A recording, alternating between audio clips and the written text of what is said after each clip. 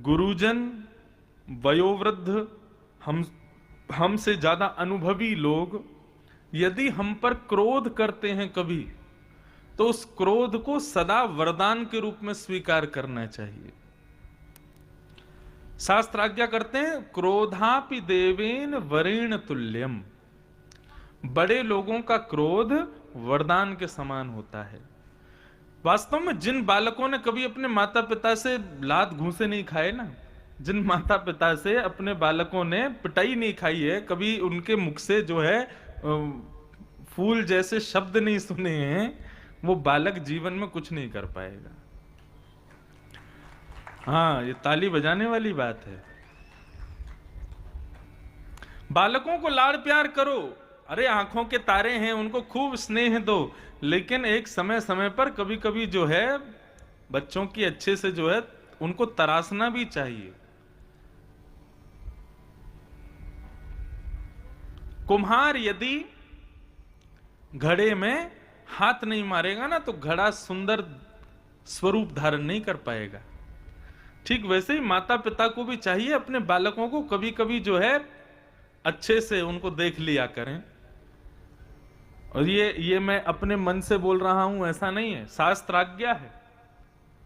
लालनात् बहवो दोषा तारणात् बहवो गुणा तस्मात् पुत्रम च शिष्यम च ताड़येत न तु लाड़येत। शास्त्र आज्ञा करते हैं, लाड़ प्यार करने में बड़े दोष होते हैं और ताड़ना करने में बड़े गुण होते हैं। इसलिए माता पिता को चाहिए अपने पुत्र को, पुत्री को, और गुरुजनों को चाहिए अपने शिष्य को ज्यादा लाड़ प्यार ना करे, ताड़ना किया करे।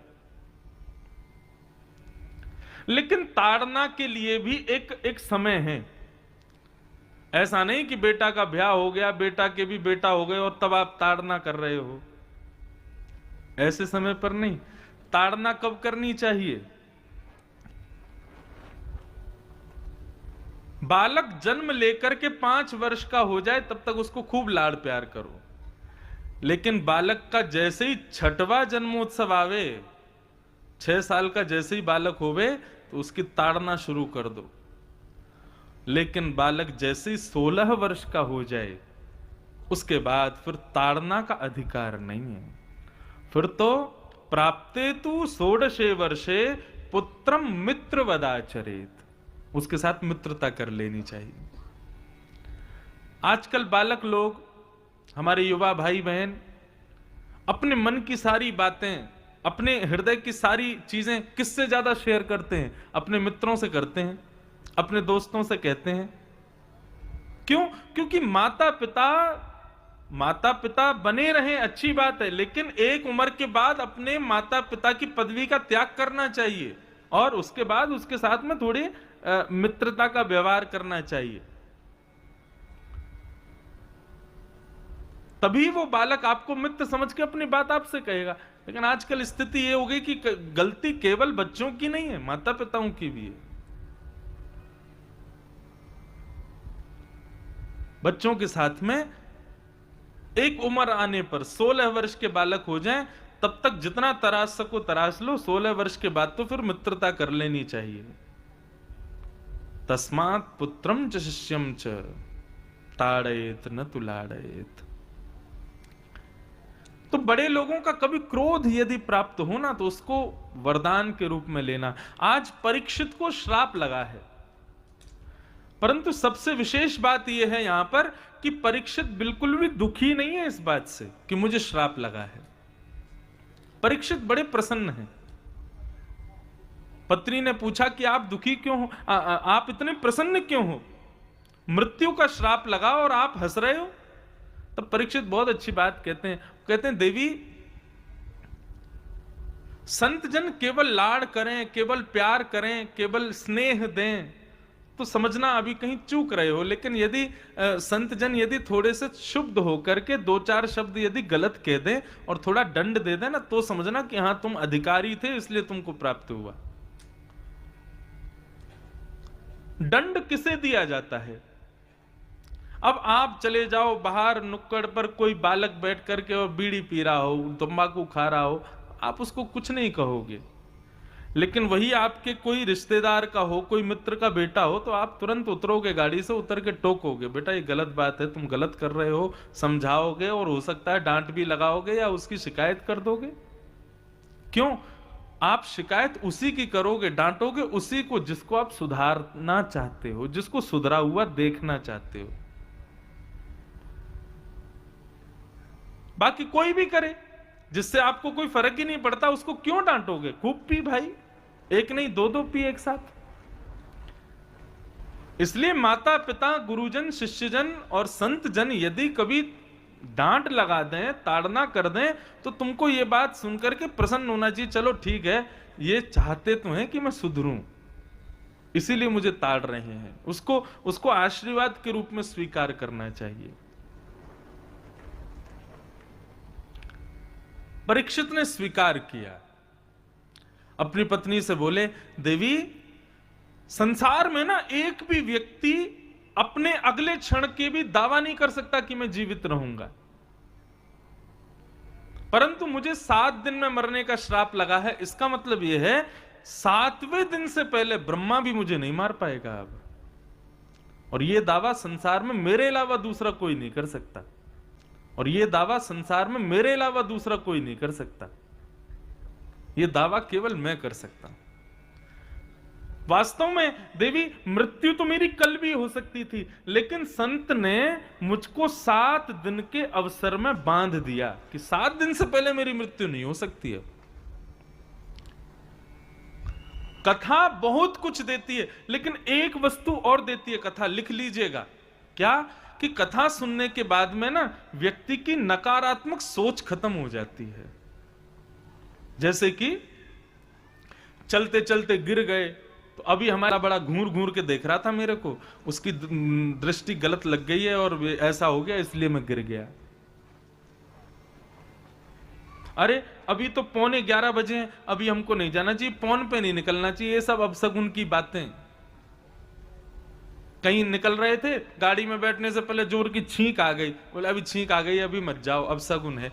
ये अपशगुन नाम की वस्तु जो है कथा सुनने वालों के जीवन से निकल जाती है, वो कभी अपशगुन को स्वीकार नहीं करते। प्रहलाद जी महाराज के पिता उनके शत्रु हो गए, ये बहुत बड़ी बात है। एक पिता का पुत्र के प्रति शत्रुता का भाव, ये सोच में भी कभी नहीं आ सकता, लेकिन भागवत में हुआ। जब प्रहलाद के स्वयं के पिता हिरण्यकश्यप उनके शत्रु बन गए, किसी ने प्रहलाद से कहा, प्रहलाद मुझे लगता है तुमको अपनी कुंडली दिखवानी चाहिए, क्योंकि पिता अपने पुत्र से कभी शत्रुता नहीं रखता। तुम्हारे पिता तुमको शत्रु मानते हैं, तुमको बहुत अजीब लगता होगा ना, बहुत बुरा लगता होगा ये जान करके, सोच करके।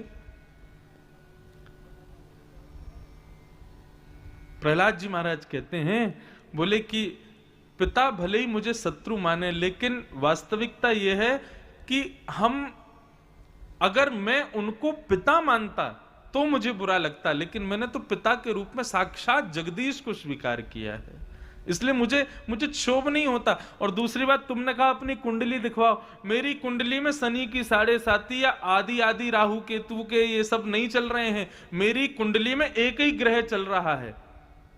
बालक ने पूछा कौन सा? तो प्रहलाद जी कहते हैं, कृष्ण ग्रह ग्रहीत आत्मा नवेद जगदीश्वर। मेरी कुंडली में एक ही ग्रह रहता है। बोले कौन सा? बोले कृष्ण ग्रह। और जिसकी कुंडली में कृष्ण ग्रह है ना, बाकी के ग्रह अपने आप चले जाते हैं वहां से। कहने का अभिप्राय, प्रहलाद जी कहते हैं जिसकी मति में भक्ति विद्यमान है ना, उसको इस संसार के पीड़ा देने वाले ग्रह नक्षत्र उसको फिर कभी सताते नहीं है। कृष्ण ग्रह। परीक्षित शांत हो गए, अपने पुत्र जन्मेजय को राज्य गद्दी पर बिठा दिया और स्वयं चले गए गंगा के तट पर। गंगा के तट पर संतों से जाकर के परीक्षित ने प्रश्न किया, जल्दी मरने वाली की मुक्ति का उपाय क्या है?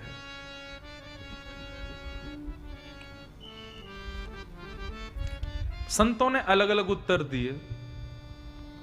नहीं को मुनिर्यस्य वच प्रमाण, एक भी प्रमाण से नहीं कह पाया कि परीक्षित तुम ये करो तुमको मुक्ति मिल जाएगी। तभी वहां सुखदेव जी का आगमन हुआ। बोलो सुखदेव भगवान की जय। कि तत्रा भवद भगवान व्यास पुत्रो यदिच्छया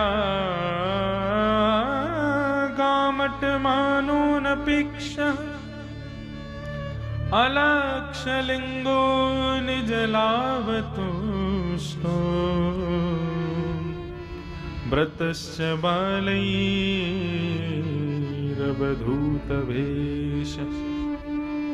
श्री सुखदेव जी का आगमन हुआ। सुखदेव जी के आते ही परीक्षित ने उनसे भी यही प्रश्न किया कि हे महाराज, जल्दी मरने वाले की मुक्ति का उपाय क्या है? बहुत ध्यान से सुनिएगा बंधु।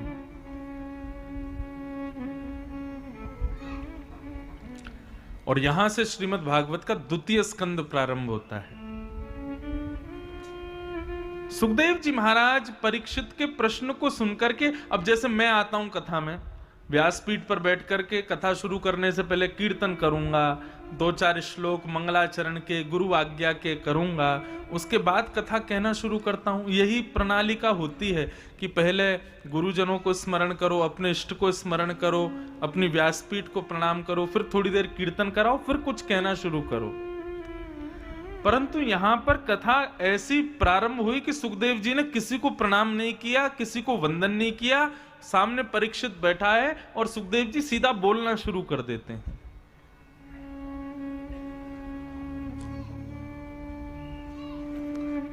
वरीयाने शते प्रश्न कृतो लोक हितम नृप आत्मविद सम्मतः पुंसाम श्रोतव्यादिषु यः परः। परीक्षित, तुमने मुझसे प्रश्न किया कि जल्दी मरने वाले की मुक्ति का उपाय क्या है। परीक्षित, यदि तुम मुक्ति की बात पूछ रहे हो, मुक्ति किसे कहते हैं? बहुत सरल है, बहुत सहज है। बहुत ध्यानपूर्वक श्रवण कीजिएगा। मुक्ति का मतलब है इंडिपेंडेंट, सारे बंधनों से खुल जाना, उनसे मुक्त हो जाना। बहुत ध्यान से सुनिएगा। मुक्ति का मतलब केवल जो मृत्यु के बाद प्राप्त होती है उसी को नहीं कहते हैं। मुक्ति का मतलब क्या है? अपने अवगुणों से मुक्ति, अपने दुर्व्यवहार से मुक्ति, हमारे भीतर जितनी कमियां हैं उन कमियों से मुक्ति, हमारे यहां जो व्यसन है उन व्यसनों से मुक्ति। वास्तव में व्यक्ति सोचता है कि मृत्यु के बाद भगवान मिलते हैं, उसको मुक्ति कहते हैं, लेकिन मेरी फिलॉसफी कहती है कि व्यक्ति जितनी दुर्गुणों से युक्त है, यदि जीते जी उन दुर्गुणों से मुक्त हो जाए ना, तो उसकी वास्तविक मुक्ति है। जीते जी उसकी मुक्ति है।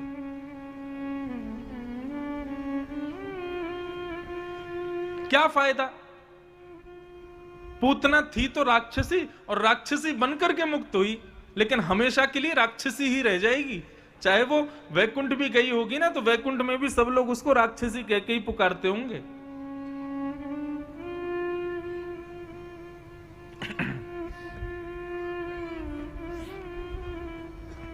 अपने दुर्व्यवहार से मुक्त होना, यह वास्तविक मुक्ति है। करते तो बहुत भजन हैं, करते तो नाम जप हैं, नियमों का पूर्ण पालन करते हैं, अग्निहोत्र करते हैं, अपने ठाकुर जी की नित्य सेवा करते हैं, लेकिन अपने ऊपर काम नहीं कर पाए, अपने व्यवहार को नहीं बदल पाए, अपनी बुद्धि की सूक्ष्मता को नहीं बदल पाए, अपनी वाणी की कर्कशता को कभी सुधार नहीं पाए, तो आपका नाम जप करना, आपका अग्निहोत्र करना, आपकी ठाकुर जी की सेवा करना सब व्यर्थ है। स्वयं को सुधारना ही मुक्ति है। एक बात कहूं, अभी मेरी बक्सर में कथा थी, तो बक्सर में मैं एक दिन जेल गया था। मैं जेल नहीं गया था, मतलब मैं जेल में घूमने गया था। इसलिए गया था क्योंकि जेल में वामन भगवान का मंदिर था। जो भगवान वामन है उनकी जन्मस्थली है बक्सर, तो उनका जो मंदिर प्रांगण है जहां पर वामन भगवान प्रकट हुए, वो बिल्कुल जेल के बाउंड्री के अंदर आता है, दिन में 1 घंटे के लिए खुलता है लोगों के लिए, तो वहां लोग दर्शन करने जाते हैं। तो जब मैं जेल में वहां वामन भगवान का दर्शन करने गया तो वहां के लोगों ने बताया यहां पर सब, वो बक्सर की जेल फेमस है फंदा बनाने के लिए, फांसी का फंदा बनता है वहां पर और सारे कैदी ही बनाते हैं। तो वहां जाकर के जब अनुभव किया, पूछा, देखा कि वहां के जो कोई मर्डरर है, कोई किसी ने चोरी की है, कोई डकैती है, कोई रेपिस्ट है, कोई कुछ है, कोई कुछ है, सब अपने दुर्गुणों को सुधारने के लिए एक उनका दायरा है, उसके अंदर लगे हुए हैं। ऐसा नहीं है जेल के अंदर जिंदगी बहुत खराब है ना, बहुत बढ़िया आनंद से रहते हैं खूब। उनको कभी कभी मेरे को वहां के उन्होंने निवेदन भी किया, महाराज जी अगली बार आप बक्सर आएंगे तो आपका 2-3 दिन का कार्यक्रम जेल के अंदर रखेंगे, आप सब यहाँ के कैदियों के बीच में। वैसे एक बात कहूं, कथा कहना आप लोगों के लिए इतना जरूरी नहीं, कैदियों के लिए बहुत जरूरी है। उनके बीच में जाके कथा सुनाना बहुत जरूरी है। सरकार को कोई प्रावधान बनाना चाहिए कि कथा को अनुमति मिलनी चाहिए कि वो जेल के अंदर जाके व्यास जी करें और वहां के कैदियों को सुनाएं, क्योंकि वो अपने ऊपर काम कर रहे हैं। किसी को 10 साल की जेल मिली है, किसी को कोई आजीवन कारावास मिला है, वो सब वहां पर बैठे हैं अपने परिवार से अलग, बच्चों से अलग, पत्नी से अलग, अपने संसार से अलग, अकेले। वहां जाकर के यदि सत्संग का उनको थोड़ा भाव सुनाया जाए ना, तो जीवन में, क्योंकि मुझे वहां के जेलर ने यह भी बताया कि महाराज जी हमारे यहाँ ऐसा भी होता है, हमारे भारत के प्रावधान में, बाकी आप लोग ज्यादा जानते होंगे, कि यदि कोई सुधरता हुआ दिखाई देता है ना, तो उसकी जो अवधि होती है ना जेल में रहने की, वो कम भी हो जाती है। जैसे दिखाई दे किसी को आजीवन कारावास है, लेकिन वो धीरे धीरे सुधर गया है, अपने ऊपर उसने कंट्रोल कर लिया है, अब उसका व्यवहार सुधर गया है, तो उसकी जो सजा होती है वो कम हो जाती है, फिर उसको मुक्त कर दिया जाता है।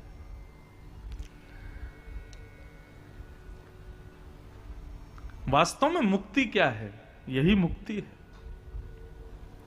अपने स्वभाव को सुधारना, व्यवहार को सुधारना, कुबुद्धि को सुधारना, कुशित मन को सुधारना, यही वास्तविक मुक्ति है।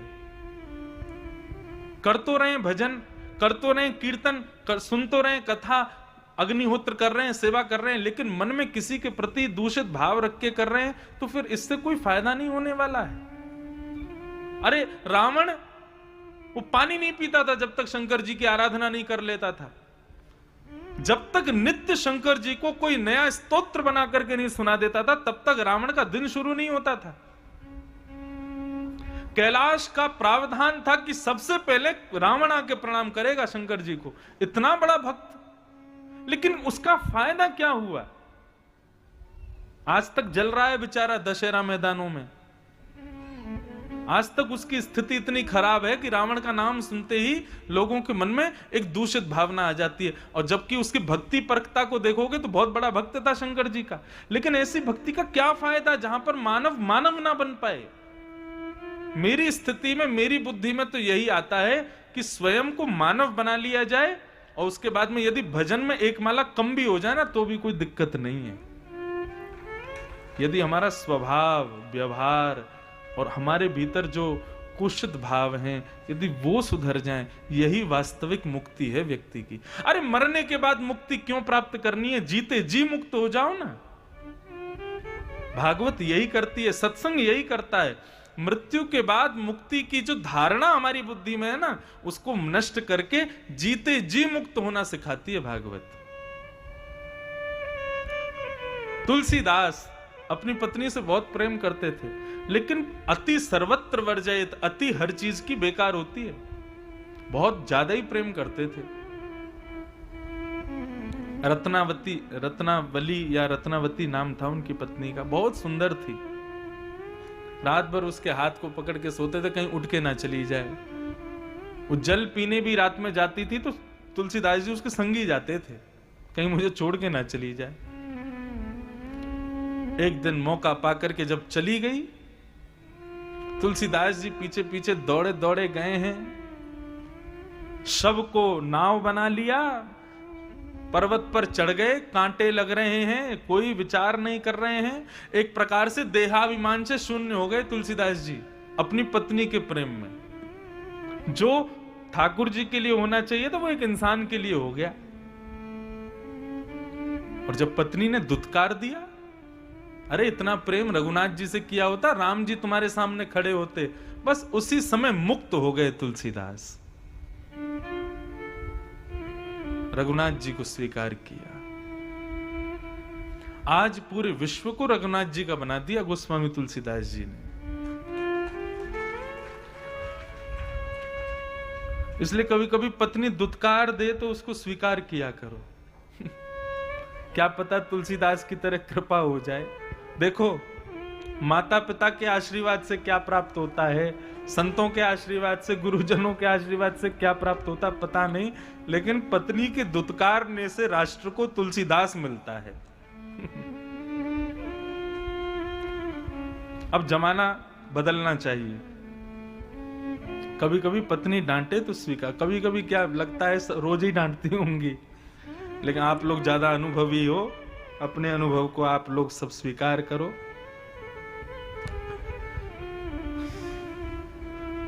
परीक्षित शुकाचार्य जी के सन्मुख बैठे हैं और सुखदेव जी परीक्षित को समझाते हैं। अभी तक मंगलाचरण आदि कुछ नहीं किया सुखदेव जी ने, सीधा कहना शुरू किया, बोले परीक्षित तुम पूछ रहे हो कि मुक्ति का जल्दी मरने वाले की मुक्ति का साधन क्या है।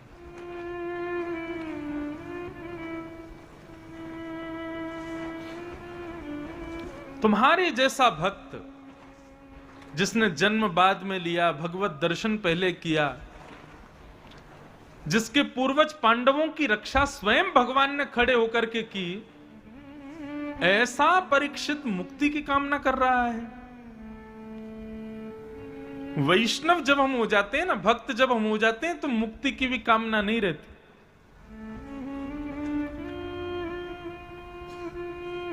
कहा करूं वैकुंठ ही जाए, जहां नहीं नंद जहां नहीं यशोदा, जहां नहीं गोविंद गोप और गाय, कहा करूं वैकुंठ ही जाए। बहुत ऊंची परिस्थिति है। अष्ट सखा गाते हैं, हमको तो वैकुंठ भी प्रिय नहीं है। और एक बात कहूं, कभी कभी व्यासपीठ से कथा करता हूं, आप सब श्रोताओं को कथा सुनाता हूं, मेरे मन में भी भावना आती है, ठाकुर जी यदि ऐसी कथा गाने का अवसर मिल रहा है ना, तो मुझे भी मुक्ति नहीं चाहिए, मैं भी केवल कथा गाता रहूं, ये सब लोग सुनते रहें, और यदि पुनः जन्म मिले ना तो इसी वक्ता व्यासपीठ के रूप में मिल जाए तो मुझे पुनः जन्म लेना भी स्वीकार है, लेकिन मुझे मुक्ति नहीं चाहिए। यदि ये व्यवहार बना हुआ है तो लाल जी की सेवा मिली हुई है, ठाकुर जी की कथा गाने का अवसर मिला है, आप सब लोगों का प्रेम मिला हुआ है, जगह जगह तीर्थों का दर्शन, जगह जगह नए नए लोगों के दर्शन करने का इतना सुंदर जीवन ठाकुर जी ने प्रदान किया। इसके बाद में मुक्ति की कौन इच्छा रखे।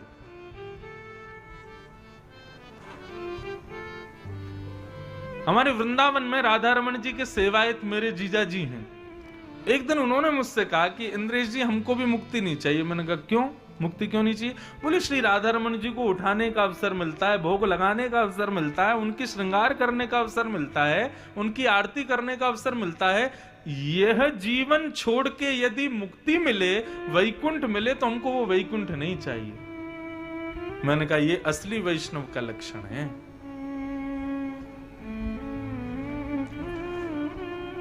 मेरे भाव ऐसे कहते हैं कि अन्य किसी वैकुंठ में जाने से अच्छा अपने जीवन को ही वैकुंठ बना लो, ठाकुर जी को हृदय में बसा लो, जीवन ही वैकुंठ बन जाएगा। अपने जीवन को ही वैकुंठ बना लो।